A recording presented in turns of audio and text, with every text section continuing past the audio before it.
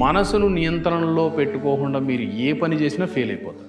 శబ్ద స్పర్శ రూప రసగంధాలు ఈ పంచేంద్రియాలు అన్నమాట, ద 5 సెన్సెస్. పంచభూతాలు భూమి, నీరు, అగ్ని, వాయువు, ఆకాశం అన్నమాట. ఈ పంచభూతాలకి మన పంచేంద్రియాలకి ఒక అవినాభావ సంబంధం ఉంది. బ్రిడ్జ్ ఏంటో తెలుసా? మన మనస్సు ఈ పంచభూతాలకిను మన పంచేంద్రియాలకి నడుమన ఒక వారధి మాదిరిగా ఉంటుందన్నమాట.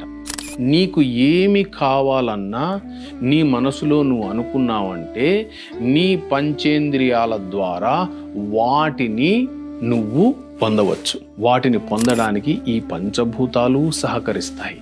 నీ మనసుకు ఒక అయస్కాంత శక్తి ఉంది, అది వశీకరణ శక్తి. ఆ అయస్కాంత శక్తి నువ్వు ఏ ఆలోచన అయితే చేస్తావో ఆ ఆలోచనకి శక్తినిస్తుంది. ఆ అయస్కాంత తత్వమే ప్రకృతిలో ఉంది, నీ ఇంద్రియాల్లో ఉంది, నీ చుట్టూరా ఈ ప్రకృతిలో ఈ విశ్వంలో ఉండేది కూడా. ఈ అయస్కాంత తత్వాన్ని నువ్వు తెలుసుకుంటే నిన్నెవడు ఆపలేడు. ఈ మనసుకున్న ఈ శక్తే నీలో కలిగే ఏ ఆలోచనలనైనా సరే శక్తివంతంగా చేస్తుంది. ఆ ఆలోచనలు శక్తివంతంగా ఎప్పుడైతాయో అవి కార్యరూపం దాల్చినప్పుడు ప్రకృతిలో ఉండే శక్తులన్నిటితోనూ అది అనుసంధానం చేసి నీకు కావలసిన దాన్ని నీ జీవితంలోకి తీసుకొని వస్తుంది.